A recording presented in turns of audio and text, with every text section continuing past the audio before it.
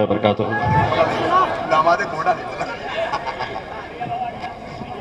हमारे आपके क़ायद जनाब बैरिस्टर असदुद्दीन अवैसी साहब, मुझे आज खुशी है उत्तर प्रदेश आने के लिए। आज पहली मर्तबा मैं उत्तर प्रदेश में किसी सियासी जलसे में शरीक हुआ हूँ। मुझे बताया गया था कि उत्तरौला के हमारे उम्मीदवार डॉक्टर अब्दुल मन्नान साहब है, लेकिन मेरे हिसाब से उत्तर प्रदेश में जहाँ जहाँ पर भी मजलिस इत्तेहादुल मुस्लिमीन चुनाव लड़ेगी, वहाँ के हर उम्मीदवार का नाम बैरिस्टर असदुद्दीन अवैसी है।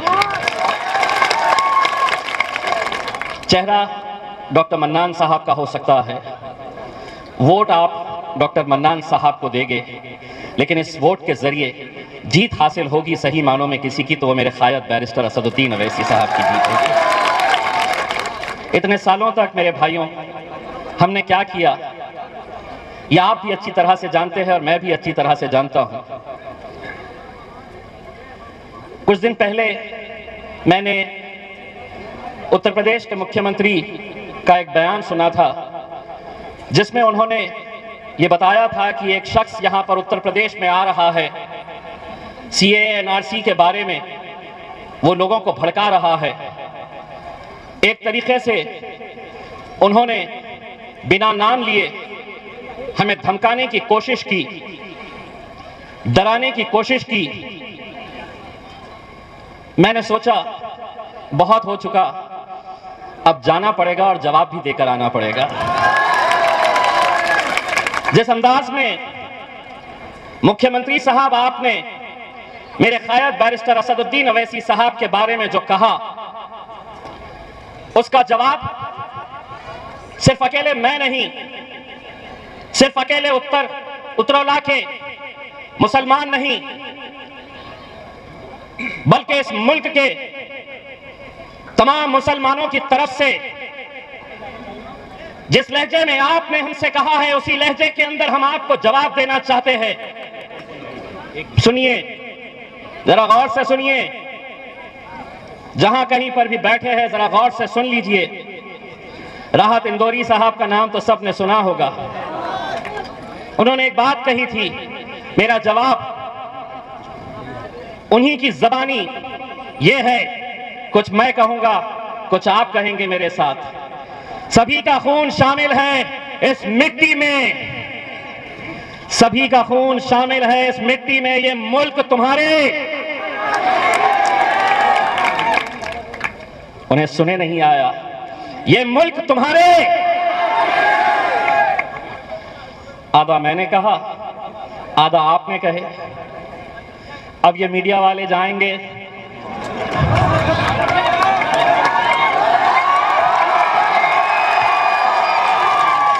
कुछ बोले क्या, केस बनता क्या? वो बोलेगा कि नहीं केस बनाओ क्योंकि मेरे बाप के बारे में बोला गया। पुलिस वालों को बोलेंगे कुछ तो निकालो, पुलिस वाले बोलेंगे कि साहब नहीं अब ये बहुत होशियार हो चुके हैं, आधा ये बोलते हैं आधा ये बोलते हैं। वो बोलेगा नहीं कुछ तो बनाओ, पुलिस वाले बोलेंगे बनेगा साहब, ये बनेगा। जानते हैं क्या है बाबा जी का? अब ये समझते हैं कि हम बोलने का इख्तियार सिर्फ उन्हें है और हम सुनते रहेंगे। सुनिए, जितने भी सियासतदान, महफिल उनकी सस्ती है, महफिल उनकी सस्ती है, चर्चा किसका होता है तो मेरे क़ायद बैरिस्टर असदुद्दीन अवैसी साहब का होता है। रात में सोते हैं तो इनका नाम लेके सोते हैं, उठते हैं तो इन्हीं का नाम से उठते हैं। आज क्या बोलेंगे, आज क्या करेंगे?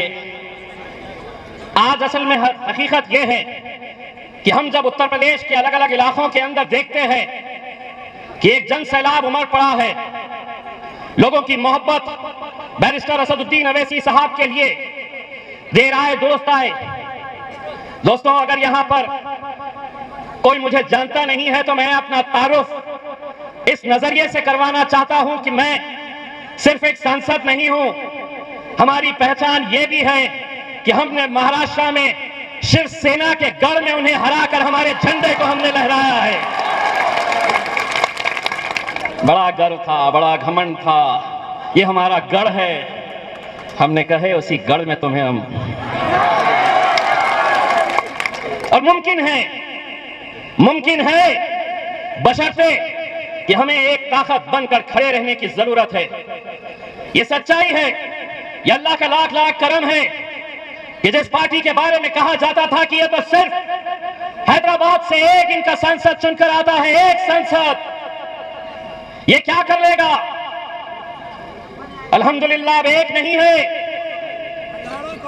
मैं जब चुनकर गया तो भाजपा के एक सांसद ने मुझसे पूछा, अच्छा आप ही है MIM से जो चुन के आए हैं? अल्लाह जी हम ही हैं। तो बोले कितने चुन के आए हैं आप लोग? मैंने कहा 11 चुन के आए हैं। तो बोले 11? अल्लाह 11, एक और एक आपके लिए 2 होते होंगे, एक और एक हम दोनों जब बैठते हैं तो 11 की ताकत रखते हैं। बहुत तकलीफ होती है। बोले पहले वो तो बोलते थे, अब ये दूसरा भी आया है तो बहुत बोलता है। बोलेंगे, क्योंकि 70 सालों से तुम बोलते थे, हम सुनते थे, अब हम बोलेंगे। और तुम्हारे बोलो भाई, दिल खोल के बोलो, कुछ नहीं होता, ये कुछ नहीं कर सकते। तुम्हारे केस बनता, आधा हम बोले आधा आप बोले। बस मेरे भाइयों, मैं आप लोगों से इतनी इल्तिजा करने के लिए आया हूं कि आज इस मुल्क के हालात जो है, लोग आपको अलग अलग तरह की बातें करेंगे। लोग आपको ये कहेंगे कि नहीं हम सिर्फ आए हैं यहां पर तो वोटों की तकसीम होगी। यही इल्जाम हम पर भी लगाया जाता था। आज फख्र है हमें कि पूरे महाराष्ट्र के अंदर एक सांसद चुन के आता है मुसलमानों का, एक सांसद। कहां है वो समाजवादी पार्टी के लोग? कहां है वो कांग्रेस के, राष्ट्रवादी कांग्रेस के?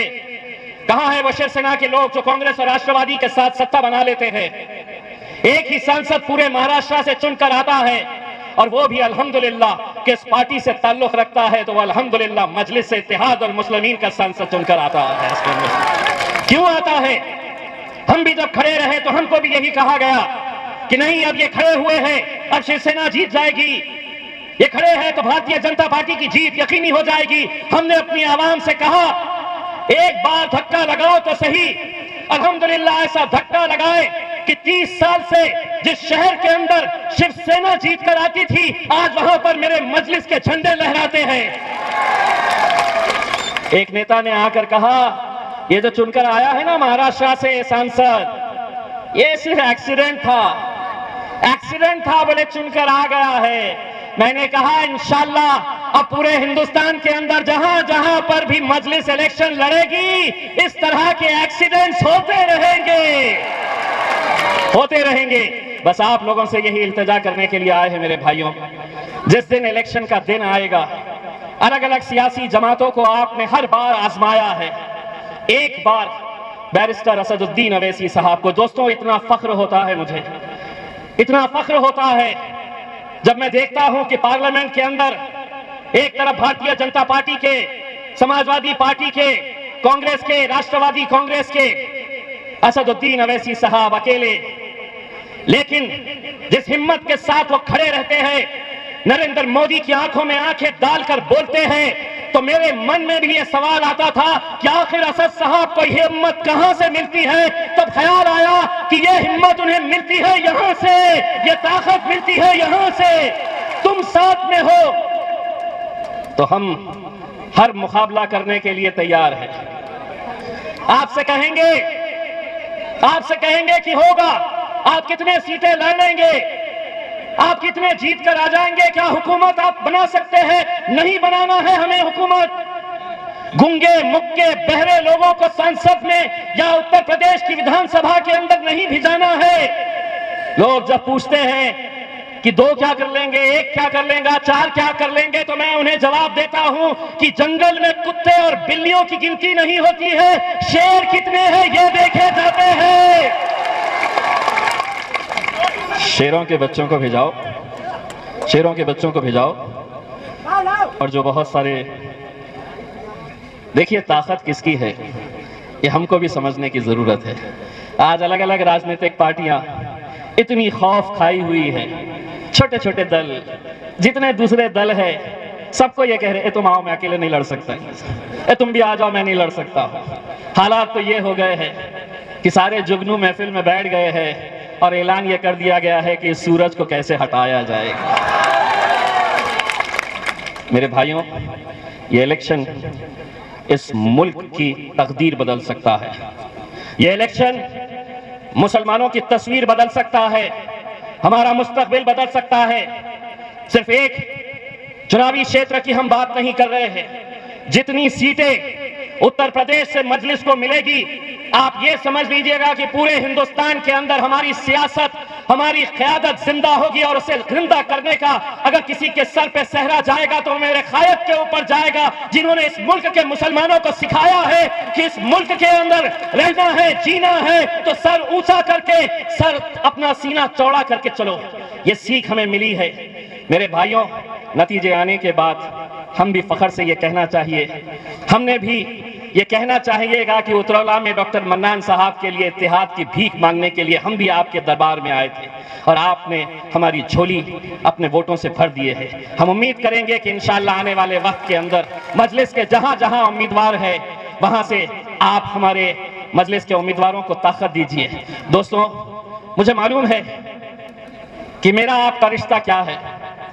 मैं जब इलेक्शन में खड़ा हुआ था आपने मुझे वोट नहीं डाला, आप डाल नहीं सकते, लेकिन मेरी जीत में, हमारी जीत में आप लोगों का बहुत बड़ा हाथ है।